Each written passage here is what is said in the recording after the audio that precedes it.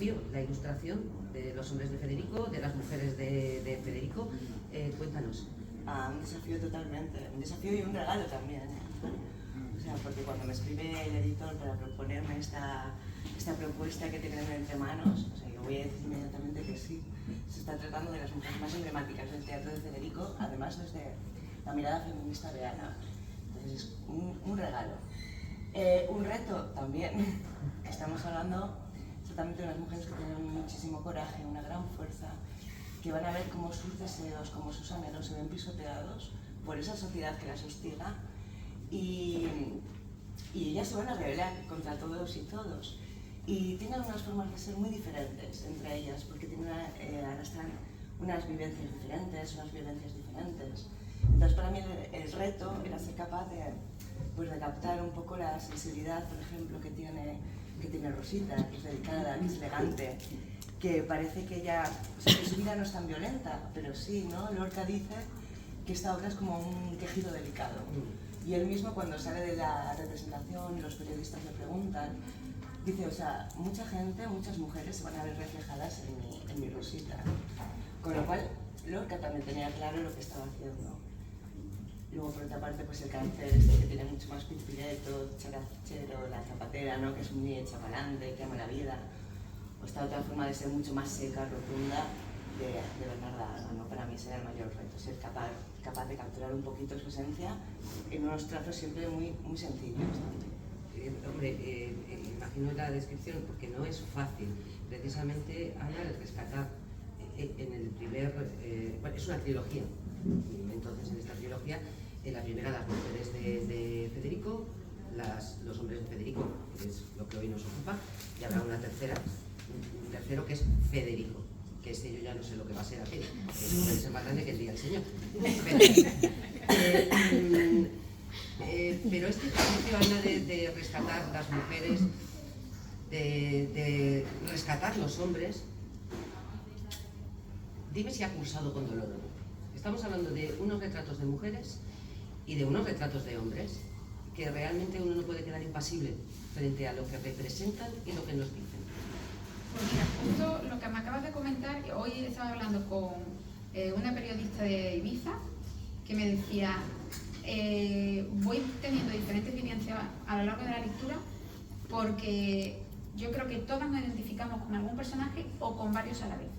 Y ese era uno de los objetivos que yo tenía, porque también creo que es un proceso de lectura en el que nosotras como mujeres vamos viendo también nuestra propia evolución. Nuestra etapa de Bernarda Alba sí la hemos tenido, nuestra etapa de Doña Rosita, nuestra etapa de la novia. Entonces yo creo que hay una conjugación, ¿no? de evolutiva de los propios personajes, pero que también refleja la propia evolución de la historia de las mujeres, incluso en el cómo se relacionan entre ellas.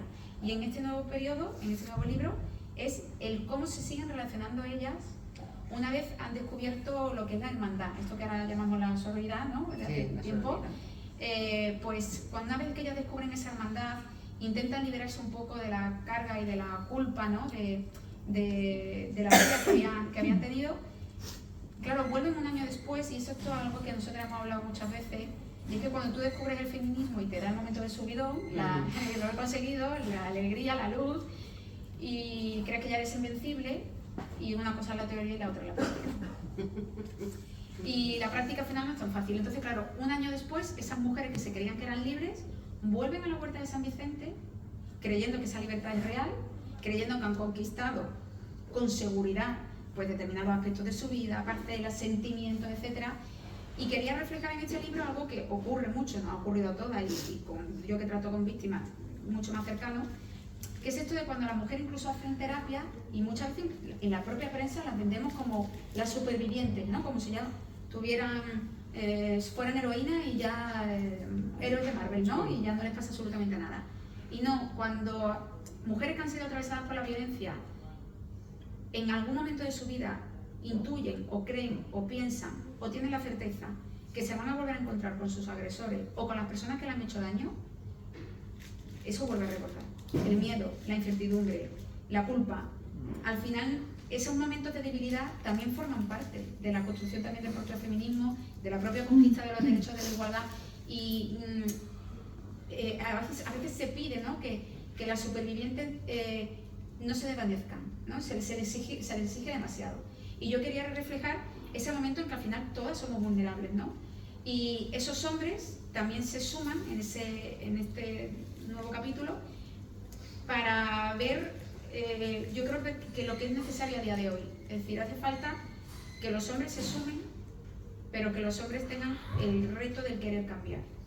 Y no todos están dispuestos a cambiar. Y eso es lo que ocurre con muchos protagonistas.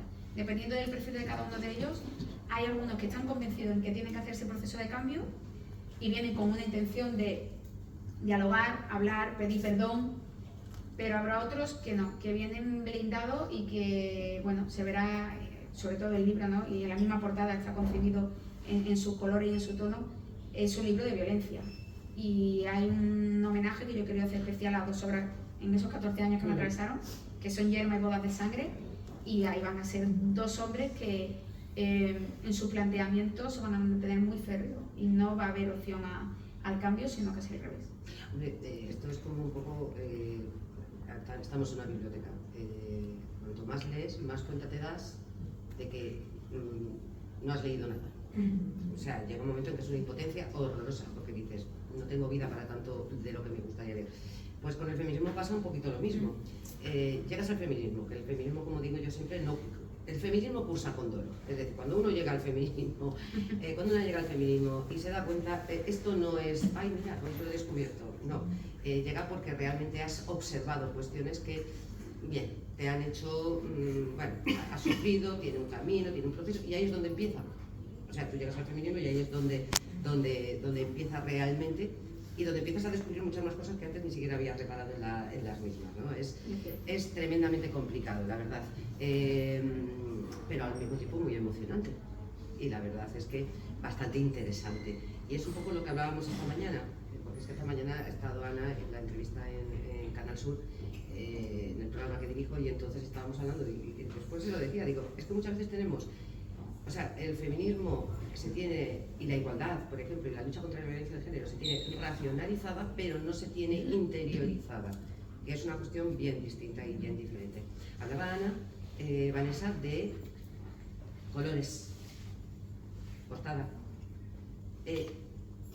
Cuéntanos, por favor, cómo has, digamos, has alcanzado esa comunión entre lo que Ana está contando y lo que tú reflejas en el libro. A ver, por una parte, Ana tenía la portada muy claro desde el principio. Sabía que el primer libro iba a ser blanco y el segundo tenía que ser un rojo sangre.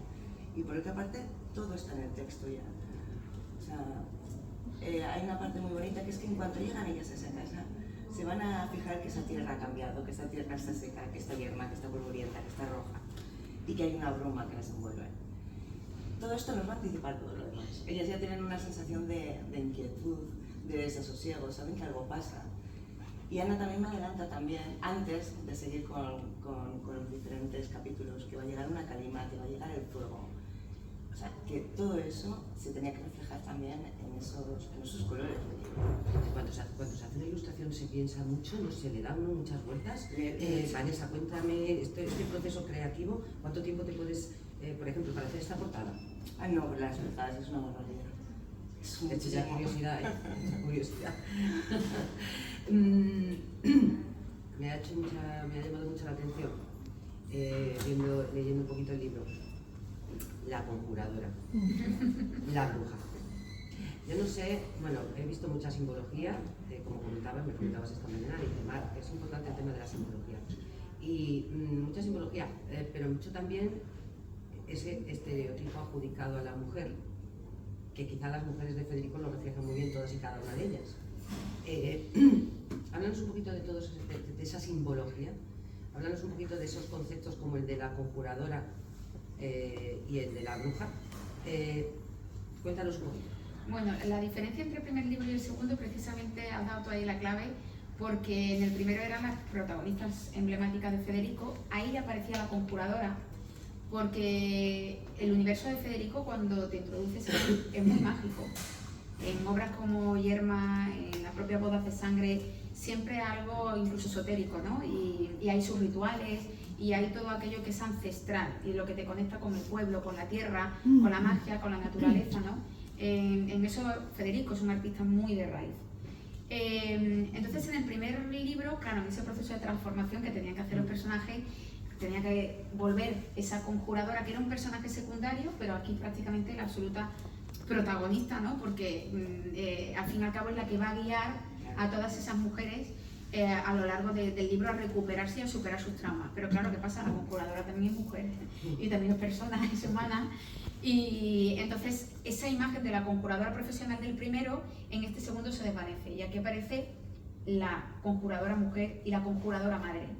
En estas relecturas del libro de Federico me vuelvo a encontrar que la conjuradora tenía una hija, y entonces esa hija la rescato en este libro, que aparece también con un papel fundamental, y a la vez me va planteando retos de seguir reflexionando sobre diferentes roles, y en este caso era que había, obviamente en el primer libro, una reflexión muy profunda del rol de madre con hija en el momento de la casa de Bernarda Alba, ¿no? Ahí era importantísimo, pero claro, había aquí también una relación madre-hija que se esbozaba en unas cuantas líneas que Federico desliza en la obra, y aquí tenía que volver a traerlas para profundizar en esa vinculación.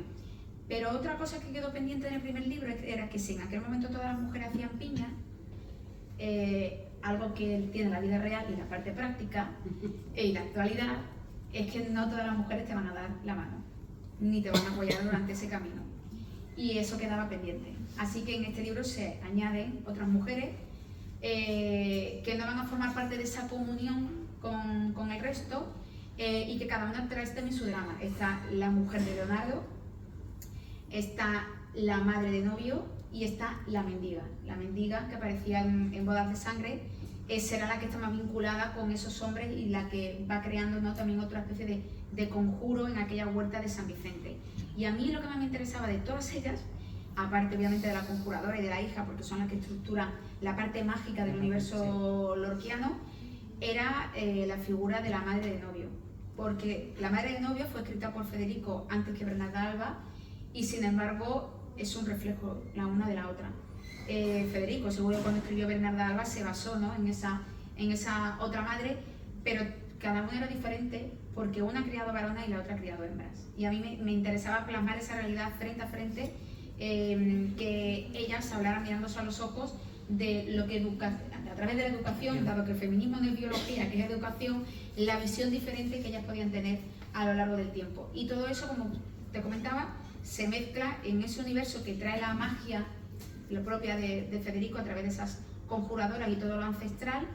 Y como te comentaba también esta mañana, el tema de este libro, el primero tiene carga de simbología lorquiana, pero en este es brutal. En este, nada más empezar, ya te encuentras con 5 símbolos lorquianos, que fue una de las cosas que en mi etapa de selectividad, me acuerdo que todas las hermanas disfrutábamos mogollón, teníamos ahí el libro de la casa me nadaba, marcador, la navaja, el horario, todo, o sea, quien realmente conoce la obra de Federico verá que no es casualidad ni la gota de sangre, ni las navajas, ni esos caballos, ni la herradura, ni que todo suceda entre las 2 y las 3, ni tantos componentes mágicos, ¿no?, de ese universo. Perdona, ahora porque quiero que me cuentes a mí cómo ilustras la conjura y cómo ilustras la brujería, y cómo ilustras esos símbolos, aparte de los dos conceptos, que en este caso dos personajes, que la conjuradora y la bruja, pero los dos conceptos. Pero comentabas antes la mujer, que muchas veces en ese camino no se dan la mano. ¿Por qué?